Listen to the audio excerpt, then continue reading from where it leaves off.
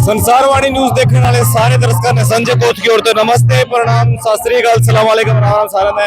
हाल फिलहाल की जो आप तस्वीरें देख रहे हैं, हांसी के बीट फार्म की आप ये तस्वीरें देख रहे हैं, जो कि आपको आपके मोबाइल स्क्रीन पे एक बहुत बड़ा स्मारक नजर आ रहा होगा, एक बहुत बड़ा मतलब बैल नजर आ रहा होगा। आखिर ये बैल जो है ये किसका चिन्ह है, क्यों है, किस लिए है, और जो आपको इस साइड में एक कार्यक्रम भी आपको नजर आ रहा है, क्यों और किस लिए रखा गया, सारी तमाम बातें करेंगे। और आप मेरे साथ में वो आपके मोबाइल स्क्रीन पे फ्रेम में एक महान हस्तियां आपको नजर आ रही हैं, तो एक एक करके सभी से बातचीत करूंगा, पूछूंगा आखिर यहाँ जो आज ये रंगारंग कार्यक्रम यहाँ पे किया गया है किस लिए और क्यों किया गया है, क्योंकि बहुत सारे लोगों को पता ही नहीं है कि आखिर 1 मार्च को क्या है। जी सर नमस्कार। नमस्कार, धन्यवाद पत्रकार बंधु। मेरा नाम प्रदीप वानखेड़े है। जी। और आज का दिन ऐतिहासिक दिन है। आज एक तो हमारे मान्यवर साहब काशीराम की जयंती है, तो आपके चैनल के माध्यम से पूरे देशवासियों को मैं बधाई देना चाहता हूँ कि मान्यवर साहब काशीराम की जयंती की। दूसरा सबसे बड़ी बात यह है कि चमार स्मारक हमारे पूरे वर्ल्ड में एक है, और ये है बीड़ गांव के जो टीम थी, जो यहाँ की टीम थी, जो मजबूत टीम थी, उन लोगों ने इतना भव्य स्मारक यहाँ पे तैयार करवाया है। और ये प्रोग्राम इसलिए करवाया गया है ताकि जो ये चमार कौम है, जो 1947 में 1946 में जिन्होंने लड़ाइयाँ लड़ी देश के लिए, उनको यहाँ पे नमन करने आए लोग, उनको यहाँ पे आके नमन करे, उनकी बातें सीखे, क्योंकि किताबों में जरूर मिल जाएंगे, लेकिन जब सामने से बातचीत होती है ना, देखा जाता है, तो पता चलता है कि हमारे लोगों ने, हमारे चमार भाइयों ने कितनी सादत दी है। आज ये भाई मंजीत मेहरा जी हैं, इनकी टीम ने इतना भव्य प्रोग्राम यहाँ पे करवाया। यहाँ पे सिंगर बुलाए गए, मंजीत मोखरा जी हैं, प्रवीण बड़सी जी हैं, और हमारे साथ में यूनिवर्सिटी से डॉक्टर सुरेंद्र पवार जी भी आए हैं, टिंकू वानखेड़े जी भी आए हैं, और आप पत्रकार बंधु भी इसको कवर कर रहे हैं। ये लोगों को जागरूक करने का प्रोग्राम है ताकि लोग अपने आप को जाने, अपने लोगों के बारे में जाने, और इकट्ठे होके लोगों को जागरूक करने का काम करें, ताकि ये जो हम पाखंडवाद मनुवाद में घुसे हुए हैं ना, वो छोड़ के अपने बाबा साहब को जो संविधान है उसको मानते हुए, मान्यवर साहब काशीराम की बातों को मानते हुए आगे बढ़े, और हमारे बच्चों को शिक्षा दे और पढ़ाई करवा के उनको कामयाब करें, राजनीति में भी कामयाब करें, एजुकेशन में भी कामयाब करें, हर स्तर पर उनको कामयाब करें। तो मैं तो आपका धन्यवाद करूंगा कि हमने आपको देख रहा था, काफी देर से आप लाइव चला रहे थे, तो लोगों के पास में मैसेज जाएगा। यहाँ पे हमारी बहनें आई हैं, भाई आए हैं, नौजवान साथी आए हैं, बुजुर्ग आए हैं, तो उनका भी मैं धन्यवाद करूंगा आपके चैनल के माध्यम से, और आपका धन्यवाद। तो मंजीत मोखरा जी भी हमारे साथ में है, जो कि आपने हर एक स्टेज पे, हर एक फंक्शन में, हर एक आंदोलन में आपने देखा होगा। जी मंजीत जी नमस्कार। नमस्कार, जय भीम। सबसे पहले तो आपके इस चैनल का धन्यवाद जी, आप लोग यहाँ पर कवरेज करने के लिए पहुंचे। बहुत बहुत शुक्रिया सर। मान्यवर काशीराम जी का जन्म दिवस और चमार रेजिमेंट दिन है आज जी, और हमने ये जो स्मारक का कार्य अक्टूबर 2023 में स्थापना की थी इसकी, और हम हर साल कार्यक्रम करते हैं जी। आज चमार रेजिमेंट, देखो क्या होता है कि 1943 से 1946 के बीच में चमार रेजिमेंट एक हमारी रेजिमेंट होती थी जी। और अंग्रेजों ने लेकिन इसको खत्म कर दिया था। उसका कारण क्या था कि जब चमार रेजिमेंट के सिपाहियों को ये बोला गया कि आप सुभाष चंद्र बोस की जो आजाद हिंद फौज की जो सेना है, आप उनसे लड़ाई कीजिए, तो चमारों ने ये क्या किया कि चमारों ने ये सोचा कि ये तो हमें हमारे देश के खिलाफ ही लड़ा रहे हैं, तो उन्होंने बहिष्कार कर दिया उस सेना का। और चमार, और आपको मैं बता देता हूँ कि चमार एक मार्शल कौम है। अंग्रेजों ने ये देखने के लिए ज्यादातर चमारों को भर्ती किया उस रेजिमेंट के अंदर। ये स्मारक की जब स्थापना हुई तो उसके 4 महीने बाद हम लोग नागालैंड गए, रंगून और कोहिमा के अंदर हमारे जो चमार जो शहीद हो चुके सैनिक, उनकी आज भी वहां पर समाधि उपस्थित है।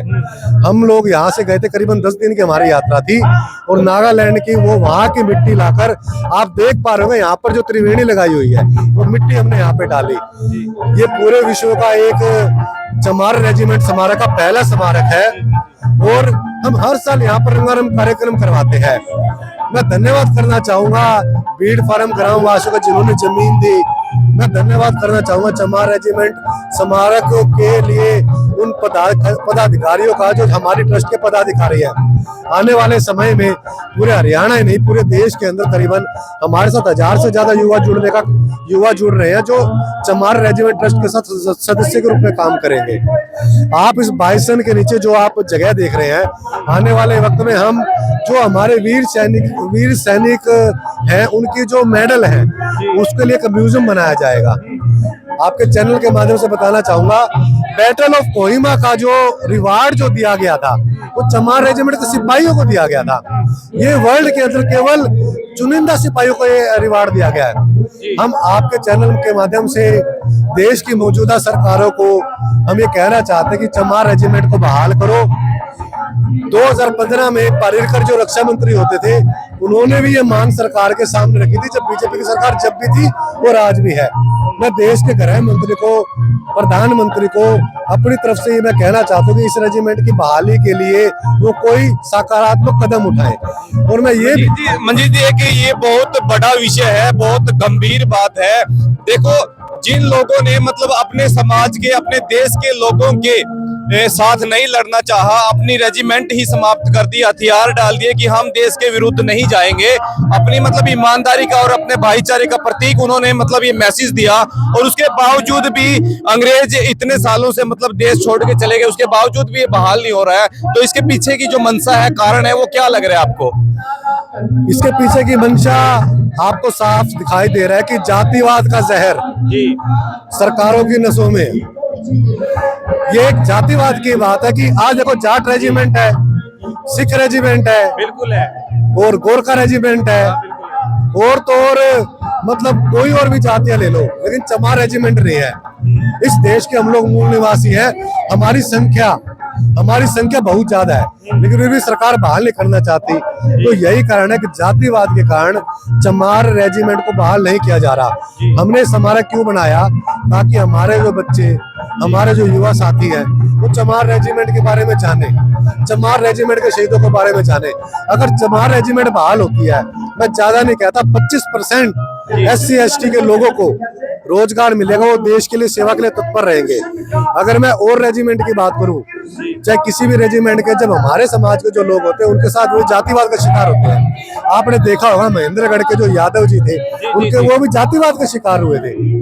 ऐसे कितने सैनिक है जो फेसबुक पर चैनलों के माध्यम से अपनी वीडियो डालते हैं कि हमारे साथ जातिवादी मानसिकता के तहत जो बड़े बड़े जो पदों पर, जो सेना के अंदर जो अफसर बैठे हैं, जैसे उनको पता लगता है लोग चमार है, वो जातिवाद का शिकार होते हैं। पता नहीं कितने ही सैनिक हमारे आत्महत्या करते हैं। यही कारण है कि हमने ये स्मारक बनाया और चमार रेजिमेंट की बहाली की आवाज उठाई।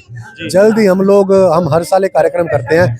अब मुझे उन साथियों की जरूरत है, उन युवा साथियों की जरूरत है जो जंतर मंतर पे मेरे साथ बैठकर धरना दे। जी मंजीत जी, पिछले दिनों चंद्रशेखर आजाद ने भी संसद के अंदर, पार्लियामेंट के अंदर आवाज उठाई थी कि चमार रेजिमेंट को बहाल करना चाहिए, लेकिन अभी तक उस मामले को भी संज्ञान में नहीं लिया गया। तो आपको क्या लग रहा है कि मतलब जो चुना हुआ व्यक्ति है, जो संसद के अंदर दहाड़ रहा है, पूछ रहा है, और उसके ऊपर भी ये सरकार ने चुप्पी साधी है, तो क्या वजह लग रही है आपको? अभी मैं उसी बात पर ही आ रहा था कि हमारे पूरे देश के अंदर 131 दलित सांसद हैं जी, लेकिन इतने सालों में आप पिछले 75 साल का इतिहास उठा के देख लीजिए। या तो बाबू जगजीवन राम ने आवाज उठाई थी, और या फिर चंद्रशेखर रावण ने जी।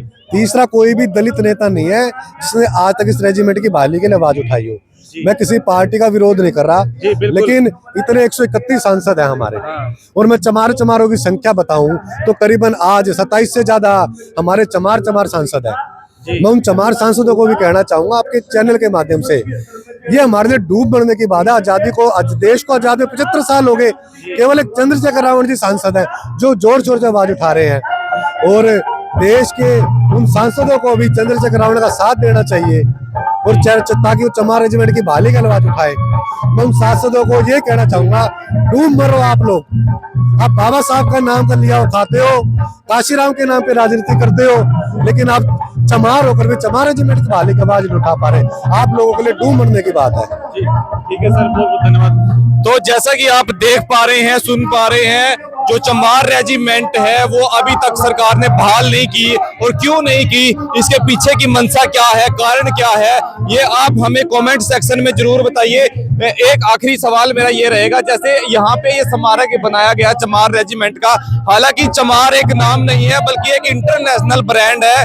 जो लोग मतलब महंगी गाड़ियों में घूम रहे हैं, ऑडी, मर्सिडीज, जैगुआर, BMW कुछ भी है, लेकिन चमार एक ऐसा ब्रांड है, वो उसका जूता भी नहीं खरीद सकते, इतनी उसकी कॉस्ट है, क्योंकि इंटरनेशनल ब्रांड वो बताया गया। लेकिन यहाँ पे स्मारक बना दिया, लेकिन एक ऐसा ही स्मारक शायद हावड़ी में भी है। हावड़ी के अंदर जो स्मारक है वो भी हमारे ही साथी है जी लेकिन कहीं ना कहीं क्या मामला हुआ, और वो पहले स्थापना के लिए वो लोग यहीं आए थे।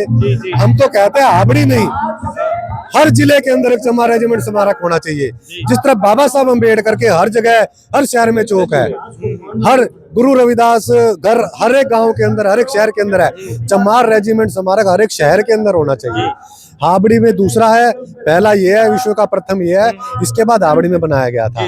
तो मैं तो यही कहूंगा, वो भी हमारे भाई बहन है जिन्होंने वहां पे स्थापना वहां भी स्थापना की, और मैं तो लोगों को यही बोलूंगा हर जिले के अंदर चमार रेजिमेंट चौक भी बनाओ। कम से कम जो हमारे वीर शहीदों का श्री नमन जब होगा जब हरियाणा के करीबन जो 23-24 जो जिले हैं हर जगह चमार रेजिमेंट चौक भी हो और गुरु रविदास चौक हो। और मैं कहना चाहूंगा कि हम जैसे अम्बेडकर चौक है, इस मुहिम के ऊपर जब लोग काम करेंगे जब ये मिशन हमारा पूरा हो पाएगा, और जब चमार रेजिमेंट की बहाली होगी उस दिन हमारा सपना पूरा होगा, उस दिन चंद्रशेखर रावण का सपना होगा, उस दिन हर एक चमार का सपना पूरा होगा। ठीक है सर, धन्यवाद। तो भाई जैसा कि आपने देखा और सुना, और आपका इसके बारे में क्या कुछ कहना है, क्या मानना है, कमेंट सेक्शन में हमें जरूर बताइए। फिलहाल के लिए इतना ही, मिलते हैं किसी नेक्स्ट वीडियो में, तब तक के लिए नमस्ते, प्रणाम।